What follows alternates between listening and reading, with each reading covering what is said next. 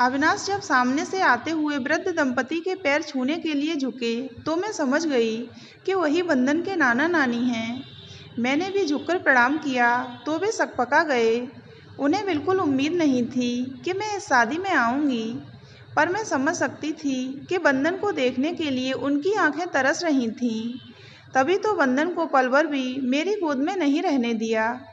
Mummy तो बंधन को गले लगाकर रोए जा रही थीं। बस के लंबे सफ़र के कारण बहुत थकान लग रही थी। धीरज हमारा सामान स्वयं उठाकर अविनाश को ऊपर वाले कमरे में ले गया। अविनाश तो चले गए, पर मैं अकेली रह गई।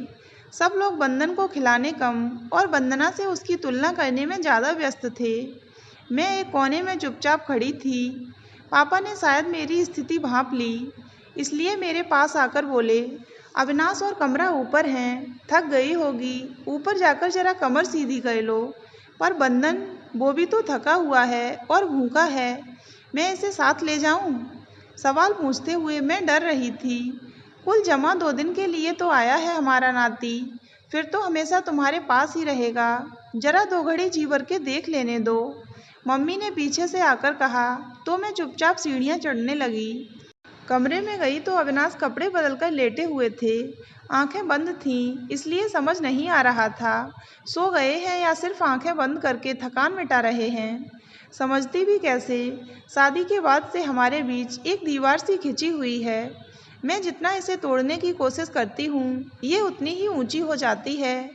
मैंने धीरे से अटैची खोली और कपड़े लेकर बाथरूम में घुस गई। नहाने के बाद काफ़ी फ्रेश फील कर रही थी। थकान मिटाने के उद्देश्य से मैं भी अविनाश की बगल में जाकर लेट गई। मैंने आंखें बंद कर लीं। मुझे आज भी वह दिन अच्छे से याद हैं जब अविनाश का रिश्ता मेरे लिए आया तो मेरे कुंवारे मन द्वारा सजोए सारे सपने बिखर कर रह गए। पर अपने शराबी पिता की स्थिति और सौतेली माँ के दबाव के चलते एक बच्चे के बाप अविनाश से विवाह करने को तैयार हो गई। मेरी सहेलियों को जैसे ही मेरी सगाई का पता चला, बधाई देने चली आईं।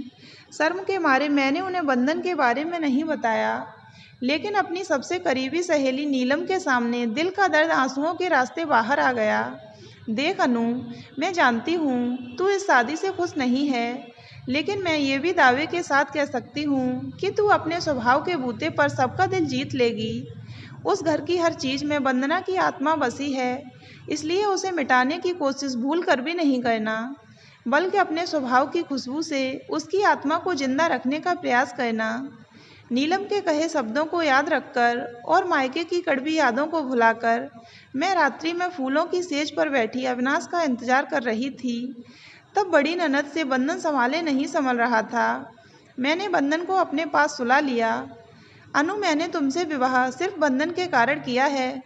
बंधन की माँ की हैसियत से तुम इस घर में रहो, इसके अलावा मुझसे कोई उम्मीद नहीं रखना। इतना कहकर अविनाश पलटकर सो गए। मैं स्तब्ध रह गई। दिमाग में द्वंद्व चलने लगा। एक तरफ नीलम के कहे शब्द मुझे मेरा कर्तव्य याद दिला रहे थे, तो दूसरी तरफ मेरा मन विद्रोह करने को तैयार था। मेरी क्या गलती थी? अविनाश और बंधन की नज़रों में भले ही मैं वंदना के कर्तव्य पूरा करने के लिए लाई गई थी, पर मैंने कोई कसर नहीं छोड़ी थी। मैं नहीं चाहती थी कि जो सौतेलेपन का दंश बचपन से लेकर आज तक मैंने झेला है, वो बंधन के हिस्से में आए। लेकिन मेरी इस निश्चल ममता को भी शक के कटघरे में खड़ा कर दिया। पड़ोस वाली राधा चाची अम्मा को बार बार समझा देती, मुझे ये ज़रूरत से ज़्यादा प्रेम ठीक नहीं लगता। देखना, एक बार खुद के बच्चे हो जाएंगे तो बंधन को एक तरफ कर देगी। ये तो सब दिखावा है, दिखावा। ये सुनकर मन कसैला हो गया। अम्मा के मन में डर बैठ गया, लेकिन उन्हें क्या पता था कि अविनाश ने मुझे छुआ भी नहीं है। पर मैंने उन्हें कह दिया कि इस घर का वारिस सिर्फ बंधन ही रहेगा। तब जाकर अम्मा को तसल्ली मिली। मेरे इस वाक्य ने मुझे अम्मा के दिल में जगह दे दी। फिर अम्मा ने मुझे विस्तार से वंदना और अविनाश के प्रेम प्रसंग से लेकर शादी तक की बातें बताईं। वंदना अविनाश के सबसे गहरे दोस्त धीरज की बहन थी, इसलिए शादी में कोई खास दिक्कत नहीं आई। वंदना और अविनाश की शादी के बाद भी धीरज और अविनाश में जीजा साले से अधिक दोस्ती का रिश्ता था। वंदना धीरज की इकलौती बहन थी। उन्हीं से मुझे पता चला कि अगले महीने धीरज की शादी है और अविनाश उसमें शरीक होने अकेले ही जा रहे हैं। ये सब सुनकर मैं सोचने पर मजबूर हो गई। मैं अपने दुख को इतना बड़ा समझ बैठी कि वंदना के परिवार वालों को भूल ही गई। बंदन भी तो आखिर धीरज का भांजा है, वंदना की निशानी है।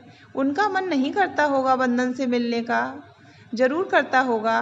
मैं नहीं चाहती थी कि मेरे कारण बंदन अपने नाना नानी से मिलने से वंचित रहे, इसलिए मैंने भी शादी में जाने का निश्चय कर लिया। जब मैंने अविनाश को इस फैसले के बारे में बताया तो उन्होंने सिर्फ इतना कहा, जैसी तुम्हारी इच्छा, लेकिन अगर वहाँ तुमसे किसी ने कुछ कह दिया तो मैं जवाबदार नहीं रहूँगा। ये सुनने के बाद भी मैंने शादी में जाने के फैसले को नहीं बदला। सब बातें याद करते कब झपकी लग गई पता ही नहीं चला। आँख खुली तो देखा अविनाश बिस्तर पर नहीं है। आज संगीत का कार्यक्रम है। मैं फटाफट तैयार होकर नीचे आ गई। मेरी निगाहें बंदन को खोजने लगीं। बंदन नए कपड़े पहनकर और तैयार होकर अपनी नानी की गोद में खेल रहा था। थकान के कारण झपकी लग गई थी। इसने कुछ खाया? मैंने हंसते हुए पूछा। खाया? अरे भूख के मारे यह कितना रोया। मैंने बोतल से दूध पिलाकर सुला दिया था। बस आधे घंटे पहले उठा है। तुम्हें तो बच्चे का जरा भी होश नहीं है। हमारे सामने ये हाल है तो घर में क्या होता होगा। जब ये पैदा हुआ था तो वंदना इसे आंखों से ओझल नहीं होने देती थी। मम्मी ने ताना मारा। मैं वहाँ से उठकर दूसरी महिलाओं के साथ बैठ गई। धीरज भी वहीं खड़ा था। उसने कुछ नहीं कहा। वंदन अपने नाना की गोद में खूब थिरका। धीरज मुझे कनखियों से देख रहा था, पर नजरें मिलते ही वो मुंह फेर लेता। 2 दिन तक वंदन मेरे पास कम और नाना नानी की गोद में ज़्यादा खेला। सहरा बांधे और घोड़ी पर चढ़ा धीरज किसी राजकुमार से कम नहीं लग रहा था। सहरा बांधते वक्त वंदना की याद में उसकी आंखें नम हो गईं। मैं जानबूझकर सामने नहीं आई। मैं नहीं चाहती थी कि मुझे देखकर नफरत से ये नमी सूख जाए। फेरों के बाद वरवधू पैर छू रहे थे। मम्मी व्यस्त थीं, इसलिए मैं बंदन को गोद में उठाकर थपकी देकर सुला रही थी। आशीर्वाद नहीं देंगी दीदी? आवाज़ सुनकर मैं पलटी तो देखा धीरज और उसकी दुल्हन सामने खड़े थे। दोनों ने झुककर मेरे पैर छुए। खुशी के मारे आशीर्वाद के शब्द जुबान में ही चिपक गए। दीदी, मैं ये तो नहीं जानता कि आप मेरे बारे में क्या सोचती हैं, लेकिन मैं इतना ज़रूर बताना चाहूँगा कि मैंने हमेशा आप में वंदना दीदी की झलक देखी है। बंदन को जो प्यार आपने दिया है वो अमूल्य है। जब वंदना दीदी की मृत्यु हुई थी तब मैंने सोचा था कि अब बंदन पर हमारा हक खत्म हुआ। आप तो महान हैं दीदी, जो आपने अपने पति की पहली पत्नी के परिवार को इतना सम्मान दिया। अगर आपकी जगह कोई और लड़की होती तो ससुराल में पहला कदम रखते ही अपनी सौत के वजूद मिटाने में जुट जाती, लेकिन आपने उसके अदृश्य अस्तित्व को स्वीकार किया है। सबकी नज़रों में भले ही ये कोई बड़ी बात न हो, लेकिन आपने सारे कुंवारे सपने तोड़े होंगे, फिर भी आपने टूटे सपनों के कांच से अपने वर्तमान को जख्मी नहीं होने दिया। धीरज ने मेरा हाथ अपने हाथ में थामकर ये शब्द कहे तो मैं सचमुच बिलख बिलख कर रो पड़ी। मम्मी, पापा, अविनाश और बाकी लोग जड़वत खड़े इस दृश्य को देख रहे थे। मैंने धीरज को गले से लगा लिया। सबकी आंखें नम हो गईं। दुल्हन को गृह प्रवेश करवाकर और बाकी रस्मों को निपटाते हुए रात के 2 बज गए। बंदन भी जल्दी सो गया था। कपड़े बदलकर मैं भी लेट गई। हमेशा की तरह अविनाश ने आंखें बंद कर लीं। अचानक मुझे अपने हाथ पर किसी का स्पर्श महसूस हुआ। अविनाश ने अपना हाथ मेरे हाथ पर रखा और हौले से दबा दिया। बिना कुछ कहे मैं सब कुछ समझ गई और अविनाश के सीने पर अपना सिर रख दिया। ऐसा लग रहा था मानो प्यासे रेगिस्तान पर बारिश की बूंद पड़ रही हो। अविनाश ने अपनी बाहों के घेरे को और मजबूती से कस लिया। इस बार मेरे मन में भविष्य के प्रति संशय भरे विचार की जगह एक सुखद जीवन का सपना तैर रहा था। तो दोस्तों, अगर आपको ये कहानी अच्छी लगी हो तो वीडियो को लाइक करें और हमारे चैनल को सब्सक्राइब अवश्य करें।